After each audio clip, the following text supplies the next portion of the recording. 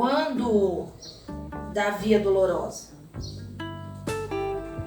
o sangue de Jesus vai ser aspergido, o véu vai ser rasgado, e aí porque daí ele se torna o cordeiro, tá? Então Simão Cirineu estava indo para o ritual do templo, que é esse ritual que o senhor está falando.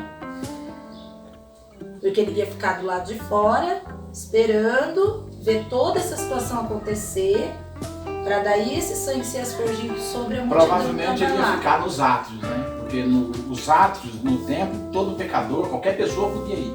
Ele vem fazendo a peregrinação com a família, porque era tipo uma lei, um costume, não seja lá qual for a palavra que vai ser usada, da época. Todo tinha que ir fazer essa peregrinação pelo menos uma vez na vida. Tá, peraí. Você, eu já vi que é muito chegada no tal do Cirineu. O que Cirineu era, afinal de contas? Era um gentil ou ele era um judeu? E eu, pra mim, que ele era judeu. Porque se ele tá vindo fazer o ritual do templo, trocando em miúdo no dia de hoje, se eu tô indo pra igreja, pra Assembleia de Deus, é porque ou eu tô indo lá visitar ou eu sou membro de lá, mas alguma coisa eu tenho com aquele lugar, eu não sou uma pessoa assim. Cirineu, ele tava fazendo o que o príncipe lá o eunuco da rainha de Candace estava fazendo. Ele veio de Cirene para adorar naqueles dias. Então era normal, né, eles virem quem estava na diáspora, né, os judeus da diáspora, eles vinham para adorar, né, porque o lugar da adoração era em Jerusalém. Embora eles já tinham as sinagogas no lugar onde eles estavam, só que as sinagogas não era lugar de sacrifício, era só o culto deles lá. Era só aquele encontro deles lá. A situação dele é mais ou menos igual a do eunuco de Candace, porque ele vem para adorar o Deus de Israel e aí se encontra com Jesus. Agora eu pergunto, ele se rendeu a Cristo? Porque ele carregou a questão da cruz, ele foi imposto a ele. Então, ele e os filhos dele. É a minha opinião sincera. Eu acho que naquele momento, não. Por quê? Quando eu olho para a situação, eu fico imaginando um homem que vai ficar constrangido, chateado, aborrecido, contrariado, porque primeiro que não era para isso que ele estava ali. Segundo, que a situação que Jesus está vivendo é uma situação de vergonha. É uma situação assim que ninguém quer estar envolvido com isso. E por que ele que estava indo pro templo, com tanta gente que tinha ali, justamente ele tinha que separar? Eu imagino, assim, na minha fantasiosa concepção, que ele voltou para casa até que meio revoltado. Se o senhor quer que eu seja honesta, é a minha visão da situação. E que talvez só quando ele chegou na casa dele, um tempo depois, observando, pensando, analisando, depois que passou o calor da batalha, digamos assim, que ele conseguiu ter a concepção do que ele tinha vivido. Então, mas é relevante? Não. Por que não é? O personagem Cirineu não é relevante. Não é relevante porque ele tem um encontro com Jesus ali e não existe nada que diga que aquele encontro para ele foi um diferencial.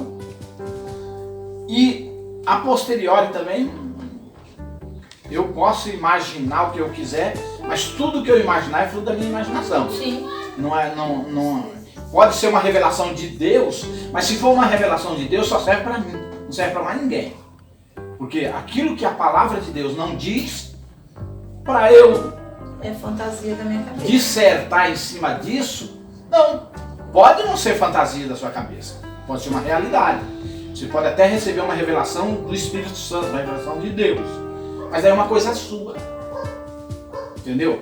Aí, por exemplo, para você propagar isso, não tem valor. Não tem valor. Porque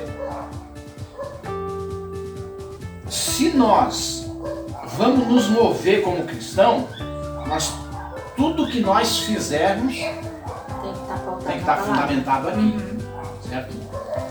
Então, os nossos pensamentos, eles poderão ser verdade, quando eu recebo uma revelação que não é bíblica, Deus não mandou eu compartilhar com ninguém isso daí. Entendeu? Porque a obra está completa aqui. O que não está escrito aqui, então, por exemplo, nós podemos discorrer, por exemplo, em casos, como no caso, por exemplo, do ladrão da cruz. Ladrão da cruz. Tem livros apócrifos que vai dizer que até Barrabás aceitou a Jesus, se rendeu e se tornou um crente depois. Então eu posso cogitar sobre isso, porque daí eu vou me basear naquilo lá e eu não vou colocar isso como uma coisa real. Eu vou dizer, não, fulano de tal, em tal época, escreveu isso, tal. Então eu achei fundamento, eu vejo essa possibilidade e tal, mas não passa disso. Que aquilo que realmente tem peso de glória, está aqui. Então, quando eu me manifesto a alguém da parte de Deus, fundamentado nas Escrituras, tem peso de glória. Quando eu me manifesto, mesmo que seja com a intenção de evangelizar, eu me manifesto por caminhos que não são esses aqui, não tem peso nenhum de glória. Mesmo porque a palavra de Deus é muito clara. Quando Jesus fala para Pedro que ele vai dar a chave para Pedro, que muita gente despreparado vai dizer que essa chave era isso, era aquilo, cada um vai ter uma concepção e um pensamento furado. A chave que Jesus entrega para Pedro é o poder, é o evangelho com poder. É a palavra de Deus com poder, porque mesmo a palavra de Deus, se ela não for pregada no poder do Espírito Santo, ela poderá ou não fazer o efeito na intenção que se tem. Acontece de uma pessoa que não é crente, eu conheço caso, evangelizar uma outra pessoa e a pessoa se render a Cristo e ela continuar ímpia sem Jesus. Conheço casos assim, por exemplo, do meu cunhado, é assim. Uma pessoa deu uma Bíblia de presente para ele e disse que o caminho era esse que ele tinha que seguir. Ele não podia, mas ele tinha que seguir. E no fim das contas ele se tornou cristão, crente, e a outra pessoa ficou no caminho dela. Então pode. Só que quando tem um objetivo, então Jesus não entrou em algum lugar. Porque não pôde. O Espírito Santo não permitiu. O povo, os discípulos, iam pregar numa região e o Espírito de Deus não permitiu. Então veja bem. O crente que está cumprindo o seu papel de cristão, ele tem que ter a consciência que a única coisa que está nele é o impulso do Espírito Santo. Porque ele tem que pregar esse evangelho. É o evangelho de Jesus Cristo que vai converter corações. Estratégia humana, dinâmica humana, intelecto humano, atração humana. É por isso que o testemunho ele serve mais para mexer com o lado sentimental da pessoa. Lado sentimental. Então conta um testemunho, a pessoa fica toda e tal. Mas o testemunho, ele não está baseado na Bíblia, ele está baseado em fatos da minha vida. Então é uma mamadeira, é um bico seco, não tem leite. O poder está no Evangelho. Enquanto o meu testemunho comove os corações e mexe com o sentimento, a palavra de Deus vai no Espírito. Ela faz a divisão da alma e do espírito, é diferente. O Evangelho de Jesus Cristo, e é por isso que Jesus diz que deu a chave a Pedro, e com essa chave Pedro abriu o coração de 3.000 pessoas no primeiro impacto, e logo em seguida mais 5.000 pessoas. O Evangelho com poder é isso, é pregar o evangelho da verdade, é pregar o evangelho expositivo, uma mensagem expositiva. Isso é pregar o evangelho com poder, é pregar o evangelho com o poder do próprio evangelho. Porque se tu creres, verás a glória de Deus. Então, crer é dar crédito. Se eu sou um pecador, eu ouço o evangelho de Jesus Cristo, considero ele bom, Deus me honra. Se eu crer, eu vou ver a glória de Deus. Então essa é a palavra-chave. Se creres, verás a glória de Deus. Então se tu creres, tu deres crédito, considerares o evangelho bom para você se ligar nele, prestar atenção, dedicar um tempo para ouvi-lo, ele vai fazer raiz no teu coração. Só que ele vai fazer a divisão da alma e do espírito. Então, enquanto um testemunho mexe com o meu sentimento, o evangelho de Jesus Cristo mexe com o meu espírito e tem mais. Ele faz a divisão. Porque quando eu me rendo ao testemunho, eu me rendo com a alma. Quando eu me rendo ao evangelho, eu me rendo com o espírito. É diferente. A palavra de Deus, que é viva e eficaz, ela vem e faz a divisão da alma e do espírito. A alma se desliga, o espírito fica independente. Porque a alma é a trindade coesa. Carne, né? Carne, alma e espírito. Esses são assim. A carne é mais forte, ela domina tudo. A partir do momento que o evangelho vem, a chave que Jesus deu vem e entra, ele faz a divisão. Aí a liberdade. Aí a carne tem sua liberdade, a alma tem sua liberdade e o espírito tem sua liberdade. Aí pode fugir. Pelo espírito nós nos comunicamos com Satanás, com as trevas, ou nós nos comunicamos com Deus, com a luz. Esse espírito que sabe que veio de Deus, quando ele não tem opressão, não tem nada segurando ele, ele foge para Deus. Então ele vai ter com o Espírito de Deus. Ele foge para ele. Essa é a chave que Jesus entregou para Pedro. É um evangelho pregado, mesmo porque não havia ainda o evangelho escrito. Não estava formatado ainda. Então ele tinha uma palavra que ia se tornar o evangelho, mas ele tinha uma palavra com poder. Era uma palavra que Jesus deu para ele, essa palavra era uma chave. No coração que ele enviava, abria. Então, essa é a questão.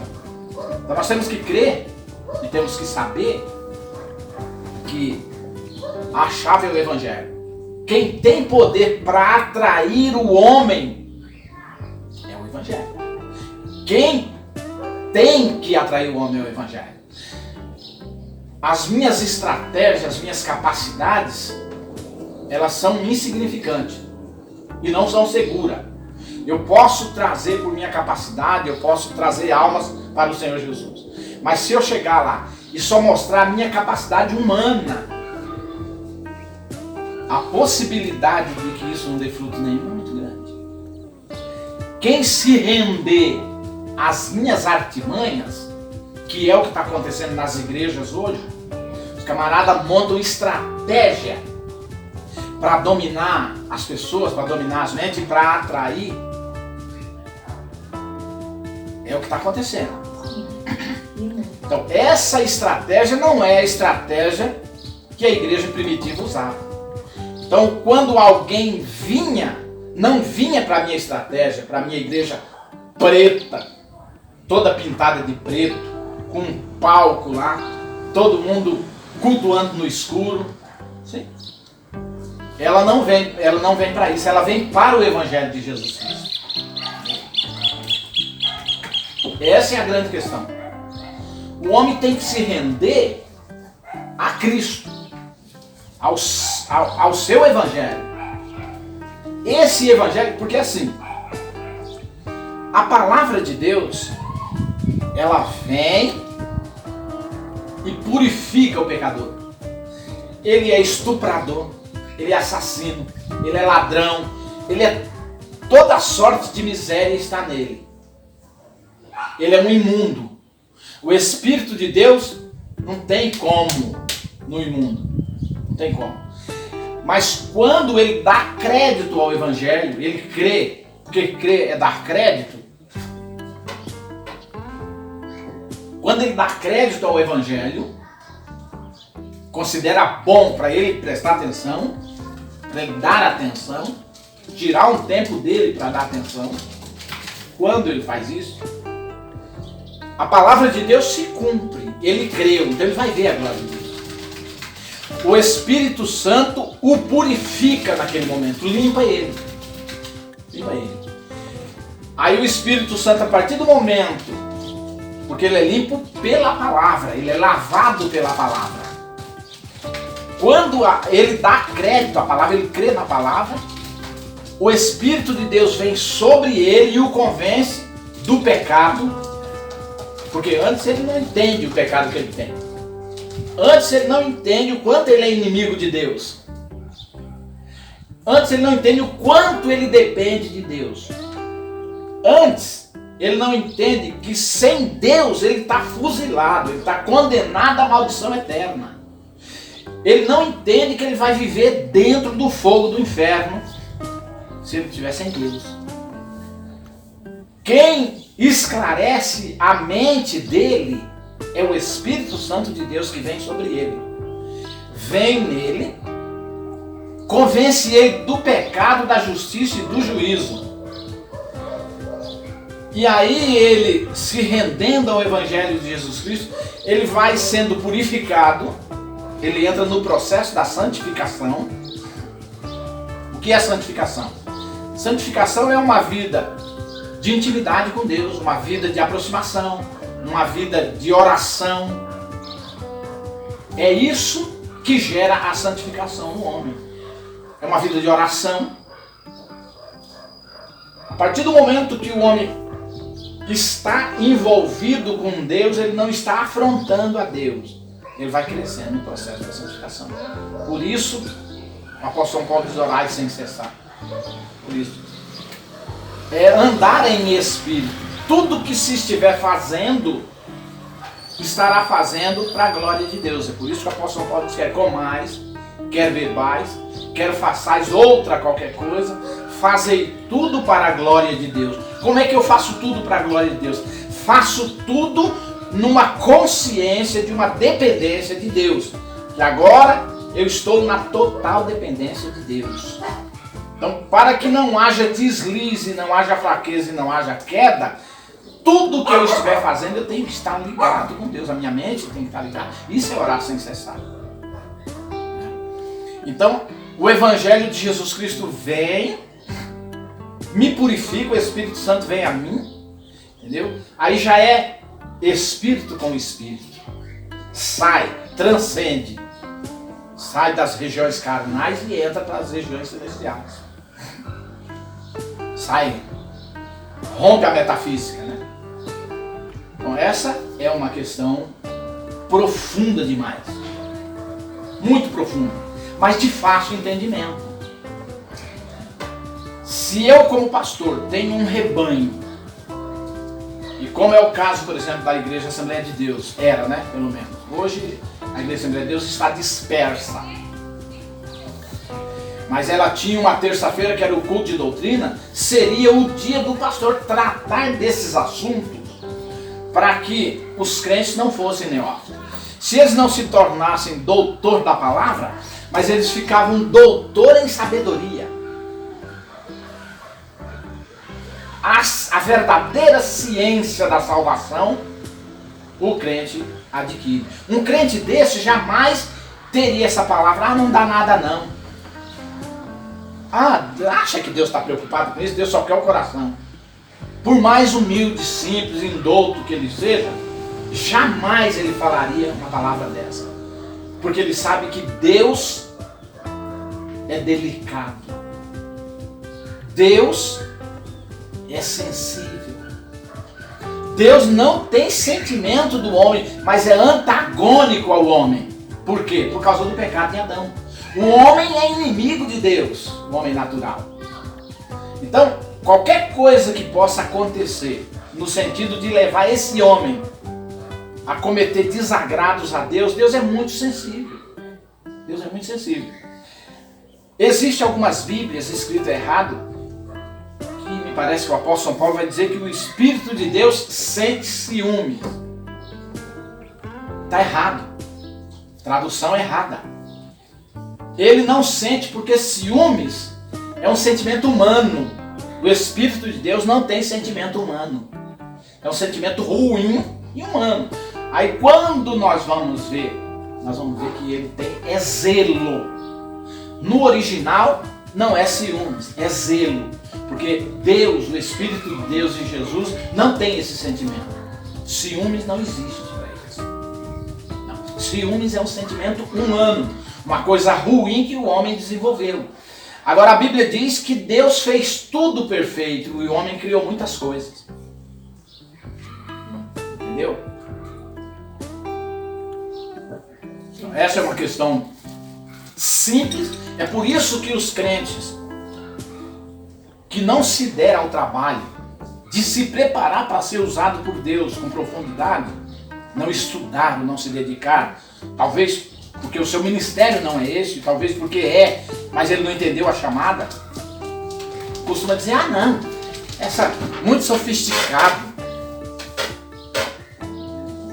Primeiro que sofisticado é falsificado. A palavra sofisticado significa falsificar. Então, ninguém falsifica o Evangelho de Jesus Cristo. Segundo que a palavra de Deus, como ela tem um embasamento muito grande, o Evangelho de Jesus Cristo, ele é todo fundamentado no Antigo Testamento. Então, o Novo Testamento, ele, na maioria das vezes, ele está expressando o que está no Antigo. Mas como eu não tenho capacidade intelectual e não estudei a palavra de Deus minuciosamente, eu dificilmente vou pegar um texto do Novo Testamento e dizer, olha, esse Novo Testamento aqui, ele está se referindo a esse assunto aqui.